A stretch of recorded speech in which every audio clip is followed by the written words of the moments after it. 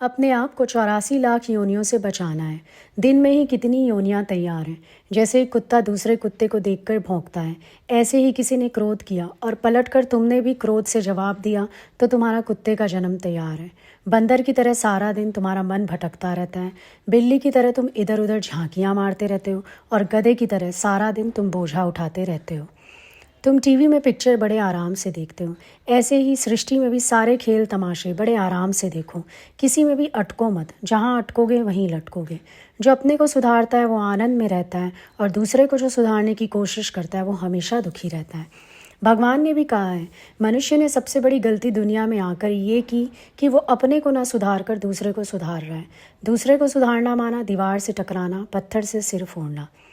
तुमने दूसरे किसी की निंदा की या पर चिंतन किया, तुम्हारा खुद का खून काला पड़ जाएगा। हर एक को अपने प्यार के वाइब्रेशंस भेजो। मन को बोलो, उसने नहीं सुना तो ना सही, पर उसकी आत्मा तो सुन रही है, क्योंकि सबकी आत्मा सेम है। जैसे कोई चीज़ नीचे गिर जाती है तो झुक कर उठाते हैं ना, ऐसे ही सृष्टि में तुम जितना झुकोगे उतना आनंद पाओगे। मन को सुनाओ, जो मेरे अपराध देखे मैं उस प्यारे का भी सुख देखूं, क्योंकि मुझे तो अपनी पीठ में दाग नज़र नहीं आता। उसने कितना बोझा उठाया है मेरे विकार बताने का, इसलिए मैं उसका भी सुख देखूं। कहीं भी सफाई नहीं देनी पड़े, क्योंकि सफाई तो छोड़ देते हैं। मुझे धीरज और विश्वास में रहना है, क्योंकि करामातों की करामात ये है कि विश्वास से ना होने वाला काम भी हो जाता है। उस भगवान के ज्ञान का कम से कम भरोसा तो रखो। ये ज्ञान गीता का है। गीता माना गीत आत्मा का।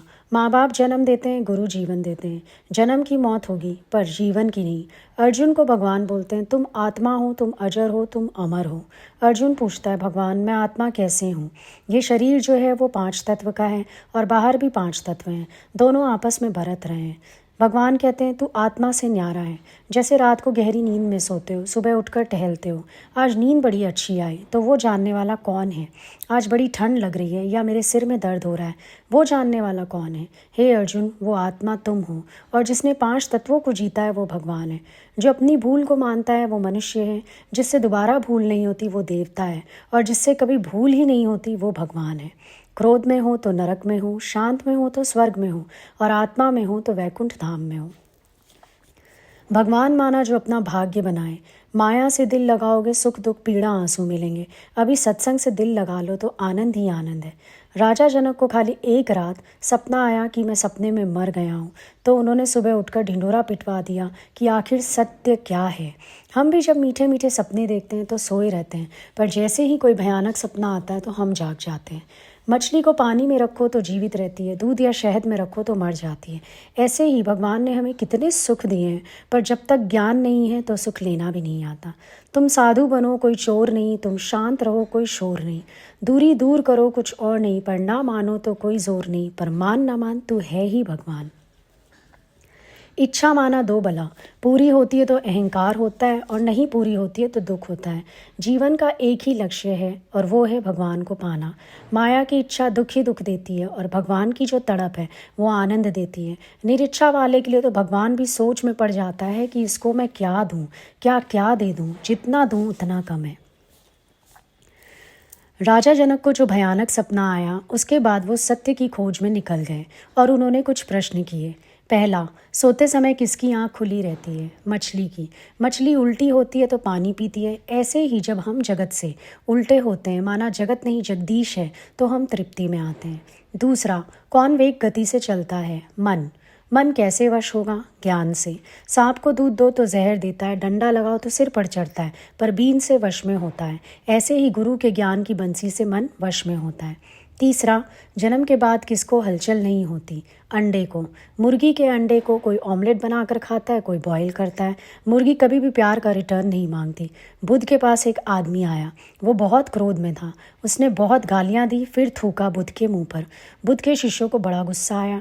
बुद्ध ने कहा, देखो, जब इंसान के पास शब्द खत्म हो जाते हैं तो वो या तो मारेगा या थूकेगा। अगले दिन वो आदमी वापस आया और बुद्ध के चरणों में गिर गया। बुद्ध, मुझे माफ़ कर दो। बुद्ध ने कहा, कल तो सपना ही हो गया, मेरे पास तो प्रेम ही प्रेम है। फूल से खुशबू बहती है, ऐसे ही प्यार माना वन वे, देना ही देना। मांगने वाला तो भिखारी होता है। संत वो है जिसने देह का अंत किया है और महात्मा वो है जो सब में अपनी आत्मा को देखता है। अनहल पक्षी अगर 21 दिन तक अंडे को सेक देती है तो वो पक्षी बनकर आकाश में उड़ता है। ऐसे ही ज्ञान से पहले हमको कोई ऑमलेट बनाकर खाता है तो कोई बॉईल करता है, पर जो 21 दिन गुरु के वचनों को सेक लेता है वो आकाश की सैर करता है। चौथा, कौन सी चीज़ का दिल नहीं होता? पत्थर और पेड़ का दिल नहीं होता। ऐसे ही जो सबको प्यार नहीं करता है वो पत्थर दिल है। मनुष्य जन्म मिला है सबको प्यार करने के लिए, ना कि राग द्वेष करने के लिए। रामायण का सार है राग, ग्रंथों का सार है ओम, और मनुष्य रूपी जीवन का सार है प्यार और प्रेम। श्रद्धा, प्रेम, विश्वास है तो ज्ञान लगने में देर नहीं होती। एक इच्छा हमको ब्रह्म पद से नीचे गिरा देती है। ज्ञान सुनकर निरिच्छा होना है। आनंद से अमृत निकलता है और वो अमृत पीकर हम अमर हो जाते हैं। प्रारब्ध का जो विश्वासी है वो हमेशा समता में रहता है, सदा संतुष्ट रहता है, बिन कौड़ी अपने को बादशाह समझता है। तुलसीदास जी पैदा हुए, बड़ा भाग्य खराब था उनका, पर संतों का संग किया तो घर घर में आज उनका नाम हो रहा है। वाल्मीकि ने बोला, मैंने मरा मरा जपा तो सत्संग से मैं बदल गया। तभी तो कहते हैं कि संत के संग से तो मस्तिष्क की रेखा भी बदल जाती है। आलस को त्यागने से सत्संग में आते हैं, छोटा बड़ा नहीं दिखता, सर्व की भलाई में रहते हैं, अहंकार नहीं करते, वे तो भाग्य बनने में देर नहीं लगती।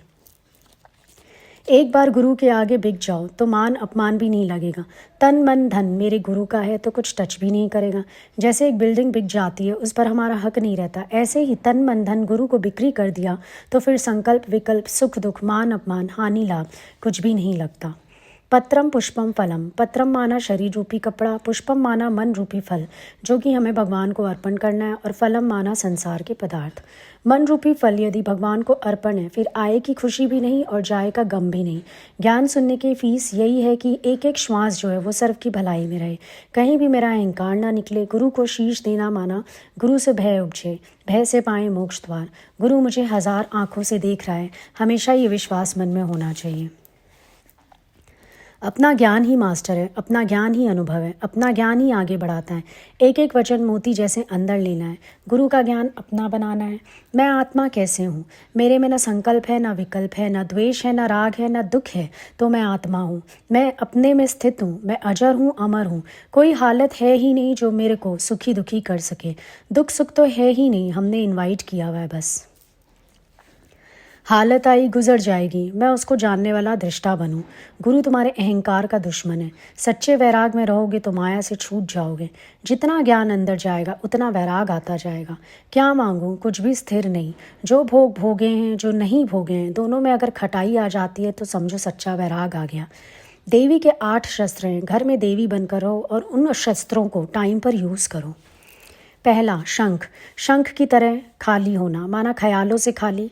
मन में जगत का एक भी ख्याल ना रहे तो शंख की तरह बजोगे। अगर किसी ने कोई इच्छा रखी तो फिर तुम खाली कैसे हो पाओगे।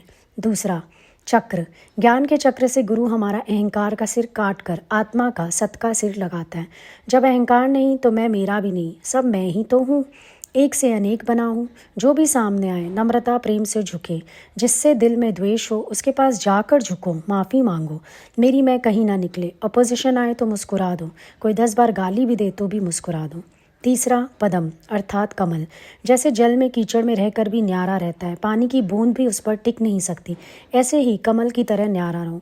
कहीं भी एग्रेसर मत बनो, पर डिफेंस में नम्रता और प्रेम से बात करो। जहाँ करता बनोगे वहीं फंसोगे। चौथा, गदा आत्मबल। कोई भी द्वैत की बात करें हम उसे अद्वैत का जवाब देकर आत्मा में खड़ा करें।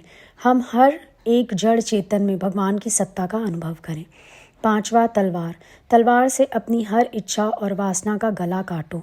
इच्छा को दबाओ मत, पर उसकी हर बात को रोक लगाओ। छठा है त्रिशूल। तीनों गुणों अर्थात रजोगुण तमोगुण सतोगुण से ऊपर उठो। सातवां, माला। जब हम अपना चिट्ठा गुरु को देते हैं तो वो हमारी माला जपता है। माना जब भगवान की शरण में आ गए तो भक्त का भार भगवान के ऊपर है, वही उठाता है। हम तो बस सर्व की भलाई में रहें, हर एक को आत्मा में टिकाओ। और आठवां है कपड़ा। हमारी हर बात गुरु जैसे कपड़े में लपेट कर रख लेता है। हम हर एक को माफ़ करें, कभी किसी का विकार न देखें। अगर हमने घर में या प्रकृति में विकार देखा तो सब जगह बदबू फैल जाएगी। सबको भगवान ने कोई ना कोई गिफ्ट दी है। हम हर एक की गिफ्ट लेने की कोशिश करें तो हमारा खुद का ही गुणों का गुलदस्ता तैयार हो जाएगा। जितना झुकोगे उतना अमरता का फल पाओगे। जैसे एक पेड़ को फल लगते हैं तो वो झुक जाता है, ऐसे ही ज्ञान के बाद शरीर रूपी पेड़ पर नम्रता, धीरज, प्रेम, क्षमा और सहन शक्ति का फल लग जाता है। हमारा धर्म है सबको आत्मा देखना। आकाश अपना काम करता है, धरती अपना काम करती है, आंखें अपना करती हैं, पेट अपना करता है। ऐसे ही हर एक अपने स्वभाव संस्कार से चलते हैं। तुम क्यों दूसरे के स्वभाव संस्कार में जाते हो? जिस आदमी से विक्षेप आता है तुम अपना रास्ता बदल दो, मौन करो। तुम आत्मा में रहोगे तो आत्मा ही देखोगे। तुम अपने को ही गाली देना कि मैं ही नीच हूँ जो मुझे किसी की देह दिखाई देती है। ज्ञान से, प्रेम से तू सबको जीत सकता है। गर्मी में तू ठंडा कपड़ा पहनता है, सर्दी में गर्म, तो तू प्रकृति में फिट होकर चलता है। ऐसे ही तू सबसे फिट होकर चल। तो किसी को भी मन, वचन, कर्म से दुखी मत करना। तेरे को कोई दो गाली दे तो शरीर में रहकर न्यारा रहने की कोशिश करो। आत्मा वाला शरीर रूपी नगरी पर राज करता है। जब दूसरे में भगवान देखोगे तो उससे द्वेष नहीं कर पाओगे, विकार नहीं दिखाई देगा। जहाँ मैं का रोग जाएगा तभी आत्मा उन्नति होएगी। तू मन से बोल, मैं शांत स्वरूप हूँ, मुझे कोई हिला नहीं सकता। दुनिया के शब्द सारे झूठे हैं, बेमाने हैं, सिवाय गुरुवाणी के। आत्म उन्नति में पुरुषार्थ करते हैं तो सब विषय विष लगते हैं। बल्ब की लाइट के बिना कोई वैल्यू नहीं होती, ऐसे ही बॉडी की लाइट आत्मा है और उसके बिना उस बॉडी की कोई भी वैल्यू नहीं होती।